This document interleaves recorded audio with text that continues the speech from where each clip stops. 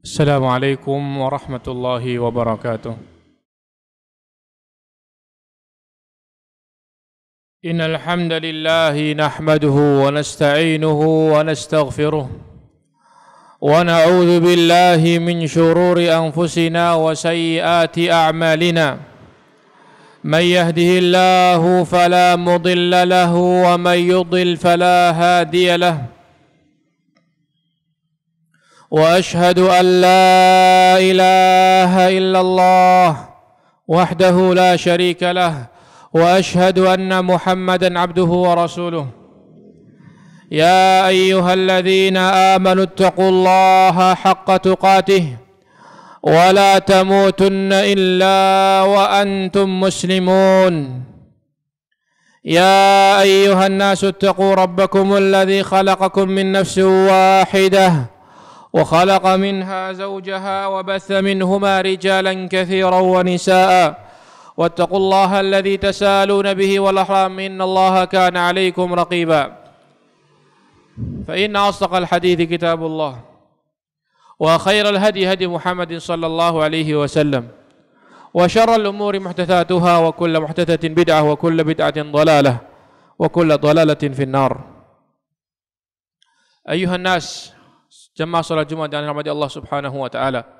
Marilah senantiasa kita bertakwa kepada Allah Subhanahu wa taala dengan sebenar-benar takwa, dan marilah kita bersyukur kepadanya dengan sebenar-benar syukur, karena nikmat dari Allah Subhanahu wa taala kepada kita semua senantiasa tercurah, senantiasa diberikan, tidak ada perhitungan. Wa in ta'uddu ni'matallahi la tuhsuha. Kaum muslimin rahimani wa rahimakumullah jami'an. Sesungguhnya agama Islam datang untuk menaikkan keadaan manusia menuju kehidupan yang lebih terhormat, menuju kehidupan yang lebih baik, yang lebih bersih, yang lebih tertata dengan penataan Islam yang sangat indah. Dan sesungguhnya orang-orang yang tidak mengerti tentang hal ini, tidak mengerti bahwa Islam membawa kepada kemajuan, membawa kepada kehidupan yang lebih tinggi, kehidupan yang lebih bermartabat, menyangka bahwa di sana ada tata cara, ada tuntunan, ada contoh selain Islam yang lebih baik, menganggap bahwa orang-orang kafir lebih baik keadaannya daripada Islam, daripada apa yang diajarkan dalam Islam. Menyangka bahwa Barat misalnya lebih bersih daripada keadaan kaum muslimin. Ya, naam. Ini adalah persangkaan yang salah. Karena sesungguhnya yang terjadi sebenarnya dari orang-orang kafir adalah kelihatan bersih lahirnya saja. Adapun bajunya, adapun hatinya, adapun pemikirannya, adapun niatannya, adapun kebersihan-kebersihan yang lain tidak dia perhatikan. Ya. Mereka misalnya, ya, seandainya kita melihat keadaan mereka, mencintai mereka orang-orang kafir itu, mencintai sesuatu yang kita anggap sesuatu yang kotor. Kalau buang hajat misalnya, mereka suka dengan tisu, ya, tidak suka dengan air.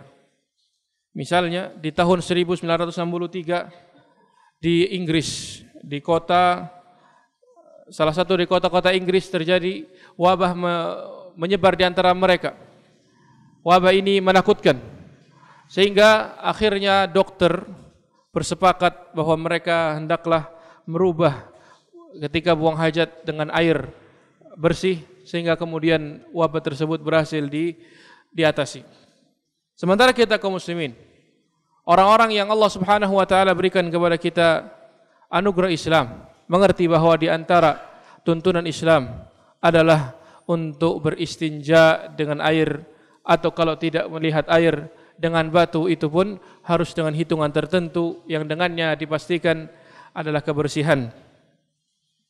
Kaum muslimin rahimani wa rahimakumullah jami'an, agama Islam agama penuh dengan kebersihan dari segala sisinya. Kebersihan lahir dan kebersihan batin. Kebersihan Islam bukan sekedar kebersihan badan, tapi kebersihan rohani, kebersihan jiwa, kebersihan hati, kebersihan pemikiran, dan kebersihan anggota badan, kebersihan baju, dan juga kebersihan yang nampak yang lainnya. Maka Islam mengajak kepada kebersihan rohani dari kotoran-kotoran syirik yang mengotori pemikiran hati kita, mengotori ketergantungan kita kepada selain Allah Subhanahu wa taala. Ya, kita hendaknya bersih. Amalan kita, niatan kita, hati kita hanya untuk Allah. Tetapi ya, banyak dari kita tidak mengetahui hal ini, sehingga dia kotori hatinya dengan ketergantungan kepada selain Allah Subhanahu wa taala, dengan kesyirikan, dengan ketakutan kepada selain Allah, dengan harapan kepada selain Allah, sehingga kotorlah hatinya. Dan Allah katakan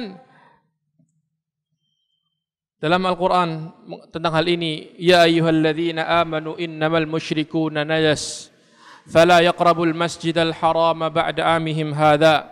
Wahai orang-orang yang beriman, sesungguhnya orang-orang musyrik itu najis. Najis yang dimaksud najis hatinya, karena dia mengotori hatinya dengan kesyirikan kepada Allah, maka mereka tidak boleh mendekati Masjidil Haram setelah tahun ini. Islam mengajak kita untuk membersihkan hati dari riya, dari segala sesuatu yang dibenci ada di dalam hati, dari kebencian, dari iri dengki dan lain sebagainya. Dan juga Islam mengajak kita untuk kebersihan akal dari pemikiran-pemikiran sesat, pemikiran-pemikiran menyimpang yang tidak sejalan dengan Al-Quranul Karim, tidak sejalan dengan sunnah Rasulullah SAW. Di antara pemikiran tersebut adalah pemikiran liberalisme yang mengatakan semua agama sama, dan juga termasuk komunisme dan juga isme-isme yang lain yang bukan dari Islam. Dan Islam juga mengajak kepada kebersihan anggota badan dari akhlak-akhlak yang tercela. Misalnya Islam mengajarkan untuk bersihnya perut kita dari makan yang haram, dari segala jalan yang haram, riba, dari menyuap, dari menipu, dari berkhianat. Makan dari semua itu dilarang dalam Islam. Dan juga mengajak kepada kebersihan telinga dari mendengar ucapan dusta, mendengar celaan-celaan, mendengar ocehan-ocehan yang tidak bermanfaat yang ada di media sosial ataupun yang ada di media nyata, Mengajak kepada kebersihan mata dari melihat apa yang Allah Subhanahu wa taala haramkan, melihat kepada aurat manusia, melihat kepada kekejian-kekejian yang ada, melihat kepada film-film yang tidak diperkenankan, melihat kepada televisi yang isinya aurat tersebut tadi, ataupun juga di aurat yang ada di dalam dunia nyata. Tidak boleh juga kita melihat kepada aib orang lain dalam rumahnya, mengintipnya. Tidak boleh juga kita melihat cacat orang lain untuk kita mengejeknya atau memperolok-oloknya. Segala sesuatu dalam Islam diajarkan untuk dibersihkan dari segala sesuatu yang kotor. Dan sesungguhnya hamba Allah Subhanahu wa taala, orang yang melihat kepada syariat Islam yang murni ini, dia melihat bahwa di dalamnya ada penampakan yang begitu bersih secara nyata ataupun juga secara sesuatu yang tersembunyi. Di antaranya adalah Islam mengajarkan untuk makan yang bersih. Tidak diperkenankan untuk makan sesuatu yang kotor. Dan juga termasuk adalah menikahi sesuatu yang bersih dari wanita-wanita yang baik, dan juga meninggalkan kemaluan-kemaluan yang kotor yang Allah Subhanahu wa taala haramkan. Allah katakan, "Hurrimat 'alaikumul maitatu wad-damu wa lahmul khinziri wa ma uhilla li ghairillahi bihi wal munkhaniqatu wal mawqudatu wal mutaraddiyatu wan natihah wa ma akala as-sab'u illa ma dhakkaytum wa ma dhubiha 'alan nusub." Allah haramkan kepada kalian bangkai. Allah haramkan darah daging babi dan apa yang dipersembahkan kepada selain Allah. Juga Allah haramkan hewan yang tercekik mati karena tercekik, atau hewan yang mati karena ditanduk hewan yang lain, hewan yang mati karena jatuh dari tempat yang tinggi, atau hewan yang tenggelam. Semua itu diharamkan oleh Allah kecuali yang sempat disembelih. Itu adalah kebersihan dari daging ketika disembelih karena Allah Subhanahu wa taala. Dan Allah haramkan juga minum khamar, minum sesuatu yang memabukkan atau yang melemahkan dari narkoba dan sejenisnya, yang semua itu adalah kotoran-kotoran yang merusak kepada badan kita, kepada akal kita. Dan Allah Subhanahu wa taala katakan, wahai orang-orang yang beriman, sesungguhnya khamar, perjudian, mengundi nasib, dan juga patung-patung semua adalah kotoran dari amalan syaitan, maka jauhilah agar kalian beruntung. Islam mengharamkan dari zina, dari homoseksual, LGBT yang sedang merebak sekarang, wal'iyadzubillah, semoga Allah melindungi kita dan keluarga kita darinya.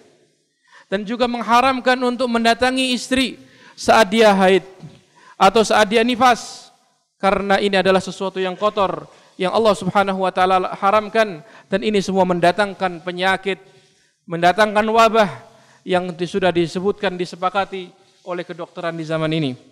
Kaum muslimin yang saya hormati, kaum muslimin rahimani wa rahimakumullah jami'an. Yang paling nampak dari semua itu adalah keadaan yang Allah Subhanahu wa taala dan Rasulnya ajarkan ketika buang hajat. Islam mengajarkan ketika buang hajat untuk bersembunyi, untuk melindungi baju dan pakaian kita dan juga badan kita dari najis. Tidak boleh buang hajat di jalan atau di tempat yang manusia badannya berteduh, atau tempat yang manusia biasa mendatanginya. Tidak diperkenankan. Rasulullah sallallahu alaihi wasallam katakan, ittaqu al-mula'an, hati-hatilah dari tempat-tempat dan dari cara-cara yang dilaknat. Yang tiga. Yang pertama adalah al-barazu fil mawarid, buang hajat di tempat-tempat yang didatangi manusia. Wa qari'atit tariqi wa dhilli, dan juga naungan dan juga jalan. Dan juga melarang untuk buang hajat di tempat yang merupakan air tergenang, karena itu adalah menjijikkan dan mengumpulkan bakteri. Dari Jabir bin Abdullah radhiyallahu taala anhuma, dari Rasulullah SAW, bahwa beliau melarang untuk buang hajat kencing di air yang tergenang. Dan juga diperintahkan untuk istinja, membersihkan dari kencing. Dan juga Nabi SAW menjelaskan bahwa ketika orang tidak berhati-hati dari najis, maka mengena kepadanya azabul qabr, sebagaimana dalam hadis dari Ibn Abbas radhiyallahu taala anhuma. Dan juga diperintahkan untuk istinja dengan air untuk membersihkan tempat yang keluarnya najis tersebut. Kemudian di antaranya adalah Islam mengajarkan untuk makan dengan tangan kanan, dengan tangan yang bersih, dan juga tidak bernafas dalam gelas, semua karena mengajarkan kepada kita kebersihan. Kaum muslimin rahimani wa rahimakumullah jami'an, maka mari kita bebersih pada diri kita, hati kita, anggota badan kita, mata kita, tangan kita, perbuatan kita, dan juga sesuatu yang tidak terlihat dari kita, dari buang hajat, dari urusan rumah tangga, dari membuang sampah dan lain sebagainya, dengan cara yang paling baik. Aqulu qawli hadza wa astaghfirullahal azim li wa lakum wa lisa'iril muslimin min kulli dhanb wastaghfiruhu innahu huwal ghafurur rahim. Alhamdulillah hamdan katsiran tayyiban barakan fihi kama yuhibbu rabbuna wa yarda. Wa asyhadu an la ilaha illallah wahdahu la syarika lah wa asyhadu anna Muhammadan abduhu wa rasuluhu la nabiyya ba'dah. Kaum muslimin rahimani wa rahimakumullah jami'an.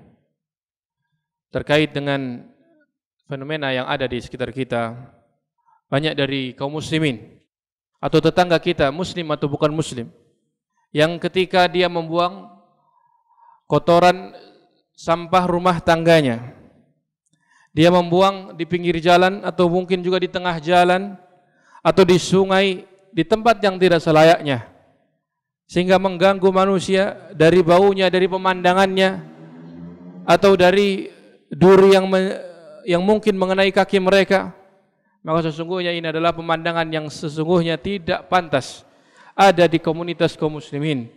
Tidak pantas untuk berada di keadaan manusia yang modern seperti sekarang ini, yang itu dilarang oleh Islam. Dan sesungguhnya ada sebuah hadis dari Rasulullah SAW. Beliau katakan, iman ada 73 cabang. Yang paling tingginya adalah kalimat la ilaha illallah. Yang paling rendah dari cabang iman adalah menyingkirkan gangguan dari jalan. Dan rasa malu adalah termasuk dari iman. Kaum muslimin rahimakumullah jami'an, orang ketika membuang sampah di tempat yang tidak selayaknya, maka sesungguhnya dia telah kehilangan satu cabang dari cabang-cabang iman, menunjukkan keimanan yang tidak sempurna. Karena menyingkirkan gangguan dari jalan adalah iman, maka meletakkan gangguan pada tempat-tempat yang mengganggu manusia lawan darinya, lawan dari iman.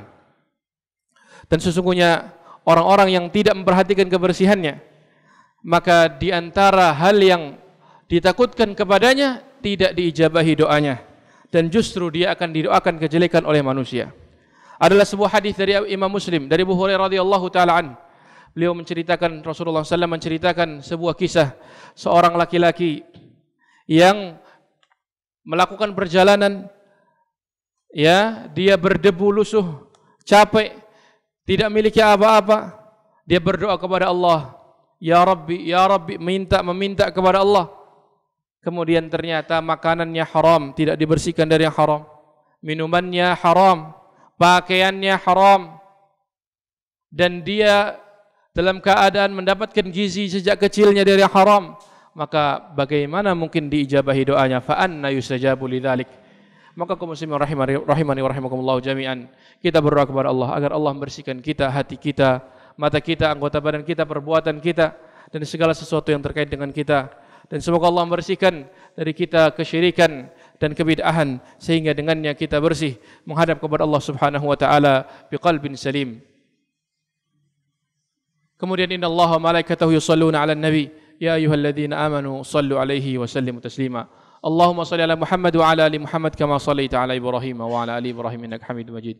Allahumma barik ala Muhammad wa ala ali Muhammad kama barakta ala Ibrahim wa ala ali Ibrahim innaka Hamidum Majid. Allahumma ighfir lil muslimin wal muslimat wal mu'minina wal mu'minat al ahya'i minhum wal amwat innaka samii'un qaribun mujibud da'awat. Allahumma tahhir qulubana wa tahhir a'malana wa tahhir ajsadana wa tahhir ممتلكاتنا وطهر مأكولاتنا وطهر مشاربنا يا ربنا. اللهم اجعلنا ممن يطهر قلبه من الرياء والسمعة وكل شيء من الأدران يا أرحم الراحمين. اللهم ألف بين قلوبنا، اللهم ألف بين قلوبنا، اللهم أذهب عنا البأس والبواء والغلاء والزلازل والفتن وسوء الفتن ما ظهر منها وما بطن. اللهم أعنا على ذكرك وشكرك وحسن عبادتك. سبحان ربك رب العزة عما يصفون وسلام على المرسلين والحمد لله رب العالمين وأقم الصلاة.